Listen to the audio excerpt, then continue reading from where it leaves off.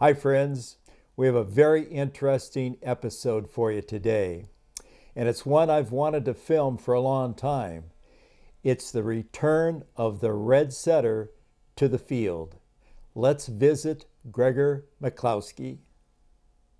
Hi, folks. Well, we've got a great episode today on Dogs Afield. We're here with Gregor McCluskey. He's a red setter guy. Gregor, thank you so much for being on our show. Thank you for having me. I'm really excited to be here to expose these unknown red dogs. Well, you're right. Now, you're a red dog man. Tell me, is there any difference between an Irish setter and a red dog? No, they're both registered as Irish setters. The distinction really being made is the fact that in Field Dog Stud Book, they're registered as Irish setters. There's a group of people, we can get into that, who years ago tried to do something improving the Irish setter for the field, and we just sort of distinguish red setters from Irish setter, even though they're registered the same. So they're the same exact dog, they're just bred for the field. Gotcha. Okay. Now, I know probably 100 years ago they were pretty active in the field trial arena, and then they kind of faded away. Tell me what happened. Well, I mean, if you go back to Ireland, Marlborough was considered the top bird dog anywhere in the world, and that gave a lot of exposure all over the world for the red dogs. They actually were red and white, and a lot of people in America would bring them over, and a lot of Korean Eyes depicts Irish setters, and people think they're English setters, and they're really Irish setters. So they were once red and white. That was bred out of them because of the beauty of the red, and that was probably what led to sort of their demise. They became a beautiful dog. People wanted them, and in fact, in the late 60s and 70s, they were their number one dog registered in America in AKC. And of course, we know what happens when they become overly popular. Right. In the show ring, they were winning, and people saw the dog for what it was in the show ring, and that's not how that dog was developed and designed as a top level sporting dog. So as the dog became more popular in the show ring, why we lost some of that field genetic, right? Absolutely, they were bred. The red was bred out. Their coat was bred in. When you see my dogs, you'll see the coat is very short, as it should be. I don't need to trim the dogs. A minimal feathering, and they are field dogs. And I have many people ask me today, what kind of dogs are those? And I laugh because when I say Irish setters, people always relate a story to me how they had a crazy Irish setter. And so hence red setter, field dogs. That's sort of part and parcel to why we call them red setters when they're the field dogs. But they're exact same breed. It just, the red setter, Irish setter, is less known because it's a field dog. I understand. So the red setter is kind of had a comeback here as far as a field dog. Is there a bloodline or a kennel that instigated that started that? Well, we can go way back, but in the last maybe 75 years, there was a group of people, very prominent field dog people, Truman Coles, Rusty Banyard, the top Bill Brown, the top guys who wanted to do something to help the Irish setter. And so Ned LeGrand was the guy leading that, and he went across the country trying to get the top Irish setters, red setters, to breed and really restore the field genetics to it. There also was a outcross. People asked me about that way back, but that was very typical. And you can still register them 3 generations. So there was an outcross to the son of Mississippi Zeb, which was an English setter, back in the late 40s to restore some of the point and intelligence. And so after that, the dogs carried on, and Ned LeGrand's kennel, I believe, had over 500 placements on the dogs he bred in a very short period. Wow. And so that was the beginning of restoring the genetics and the field-bred Irish setter. He was probably the guy who really pushed that forward in the mid-late 40s. And we owe a lot to him and his foresight. And then there's some modern people today who've done a really terrific job, who've taken it to another level. And those are guys like Joe Edwards, Roger Boser, Paul Ober. They've done it, Stan Z. They've done an incredible job. And here's a bet that I bet with people at field trials and so forth. I say, you know, the top two winningest dogs in American field history are two red setters, and no one believes me. Nobody believes me. And then they go check it out, and it's true. And both of those were two different setter lines, red setter lines. Is that right? One's Roger Boser's, the other was Stan Z's. And at a coincidence, we're doing an outcross. We just had a litter of an outcross on that, and we're very excited to see how that produces. That's amazing. Now, so I'm sure there's some red setters in the Hall of Fame. There are. Another interesting note, if you look at the Bird Dog Hall of Fame, there are, I believe, 9 or 10 Irish setters, 2 Gordon setters, and the rest are English setters and English pointers. And English pointers being the most predominantly dogs nominated and voted into the Hall of Fame.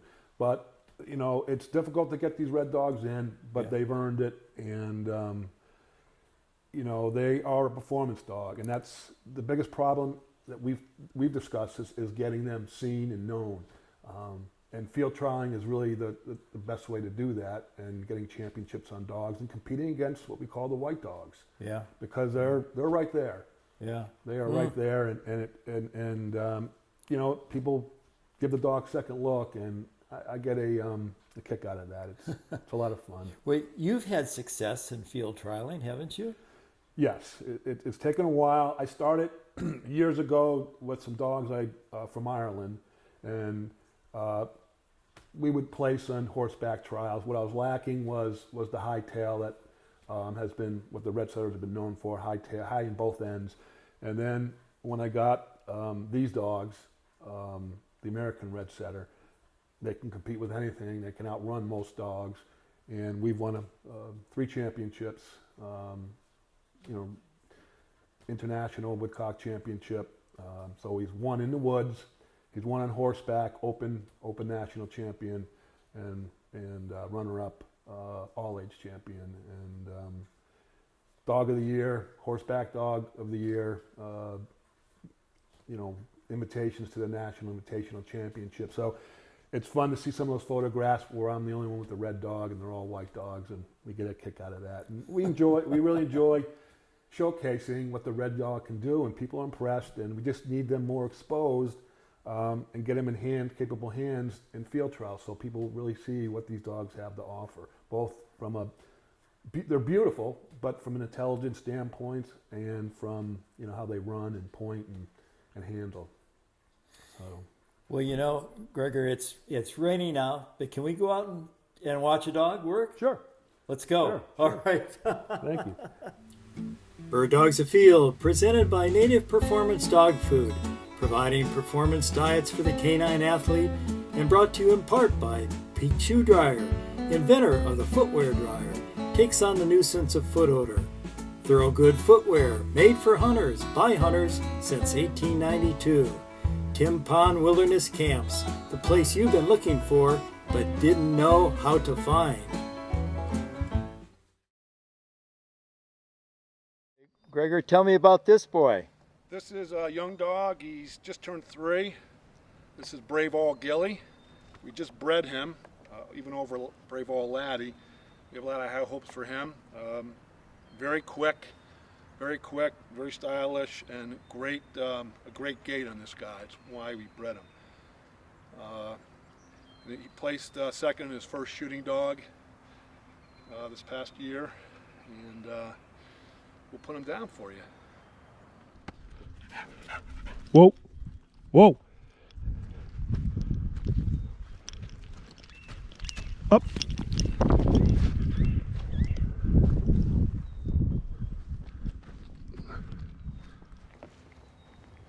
Whoa. Got a nice point here. Not even that good. Very nice. Look at this. Whoa. Great job. That's the bird. bird, that's the feathers.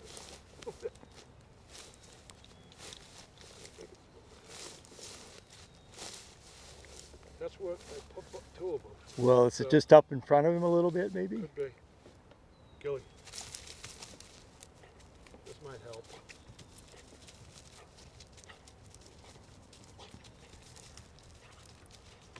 I can't see anything on this. Beautiful. High on both ends, as they say. Gorgeous.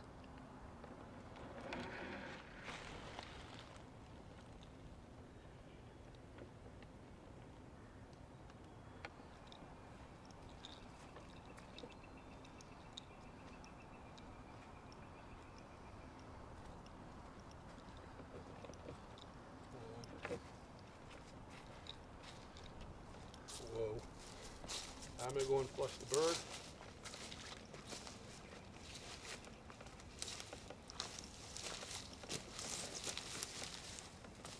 There's the bird, see it?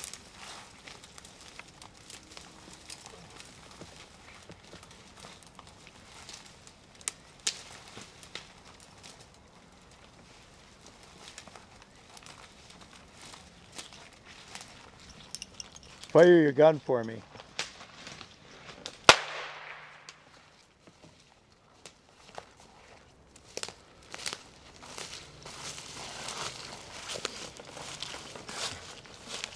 Good boy. Whoa. Look at that. Whoa. Whoa.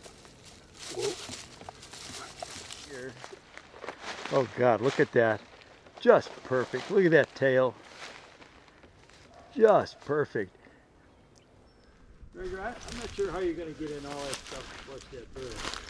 That's pretty simple. Yeah, well, they're smarter than us, I guess. Yeah. But look at that. Just beautiful.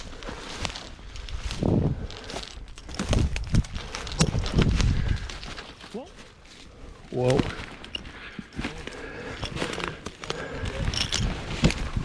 That was a nice dog work. Very nice.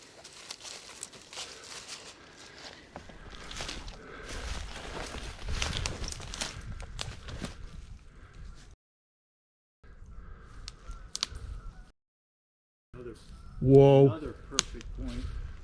They like the woods, these quail. Look at that, huh? Oh my goodness, look at that. Staunch. Whoa. High on both ends. Whoa. Gregor, that's beautiful. I don't know how I'm going to get to that one. No, I know. I don't know how you're going to get to it either. Let me go in.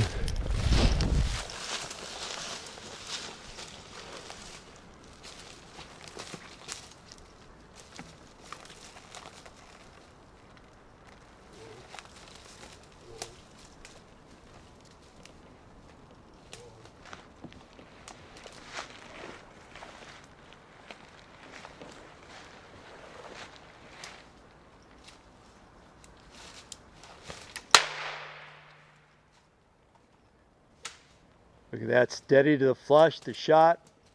Perfect. Perfect. Come on.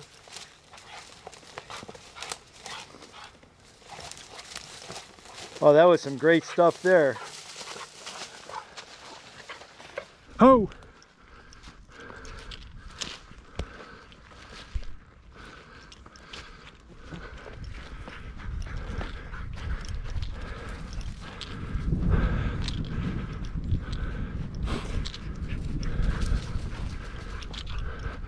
A quick break for a message from our sponsors, and we'll be right back with more Red Setters. Whether you walk, run, hunt, or compete with your dog, Native Performance Dog Food offers the correct nutritional energy level. Native understands a dog's nutritional needs, from puppy to senior, and for any activity. That's why Native is different. The concentrated energy in each bag of Native dog food gives your canine athlete or household companion the competitive edge to achieve peak performance. And Native formulas use balanced, wholesome ingredients for a smooth digestive transition between Native food levels. Experience the native difference. Go to nativedogfood.com today. Check it out. Your dog will be happy, and so will you. So this is Braeval Laddie. He's a 3-time champion.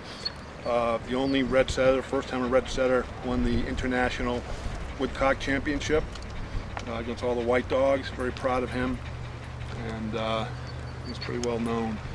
So we'll put him down for a bit. He's a little older, but we'll put him down just to give you a little look at him. Come here. Come here. Here. Up. This is the old man.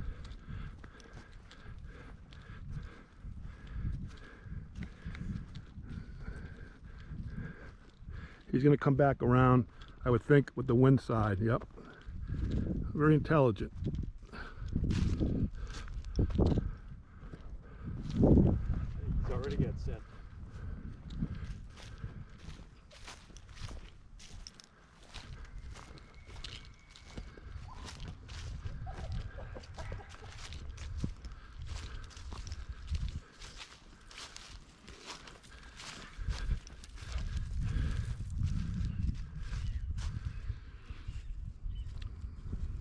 So, I mean, these dogs, foot dogs, and they've won horseback championships.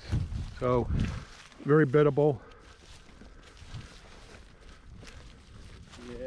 He's gonna make game. They all using the wind.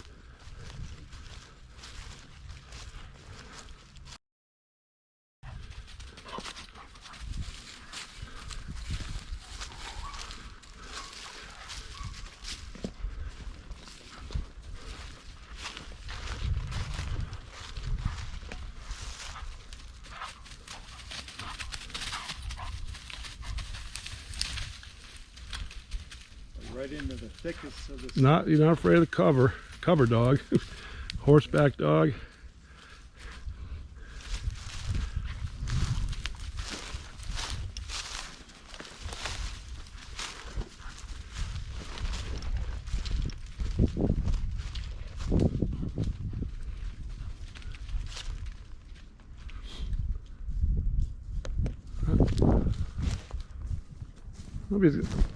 Well, I guess I thought the bird was down here. So let him work it out. He's reliable, that one. So that one must be, he must have ran up here. Yeah. I didn't think it was up here.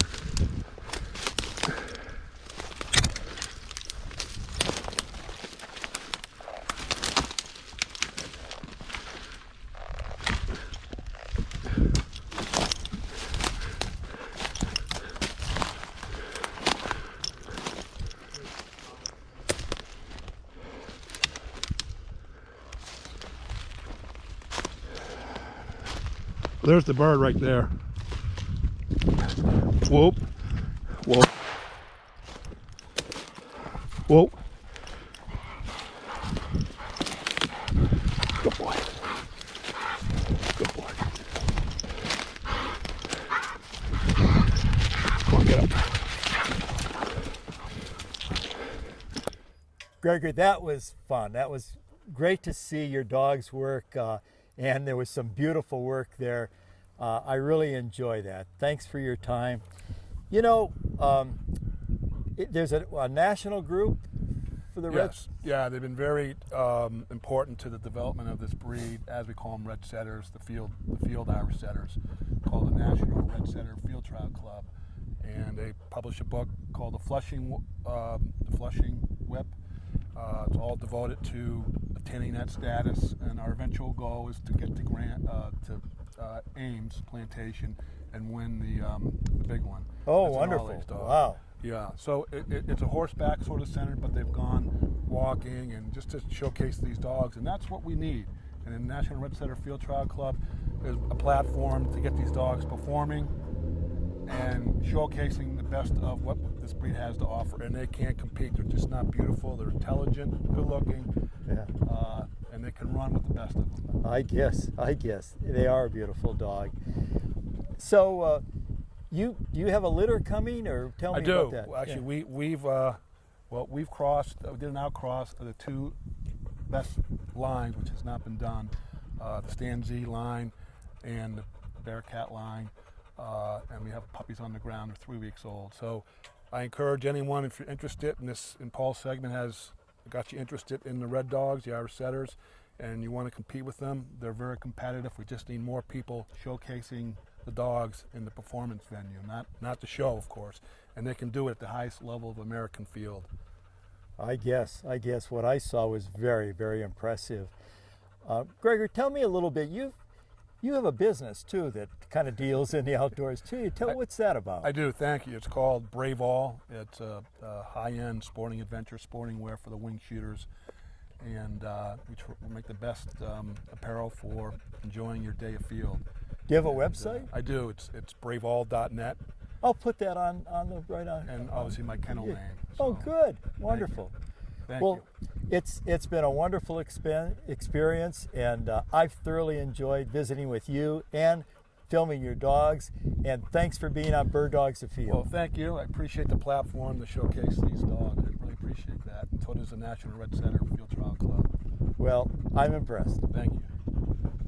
Well, I hope you enjoyed that, folks. That red setter is a beautiful animal and a great field dog. We want to thank Gregor for having us down to Connecticut to visit his dogs in his kennel.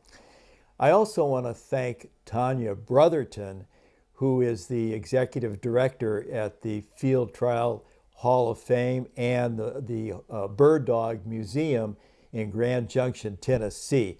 She gave us a couple of the photographs we showed early in the program of Irish setters that are in the Hall of Fame. And so thank you, Tanya. And by the way, if you've never been to Grand Junction to visit the Field Trial Hall of Fame and the Bird Dog Museum, put it on your bucket list. It's a great time and a great visit, so go sometime. You will enjoy it. Thanks for watching, and I hope to meet you in the field someday. Bird Dogs Afield, presented by Native Performance Dog Food, and brought to you in part by Pete Shoe Dryer, Thorogood Footwear, and Tempon Wilderness Camps.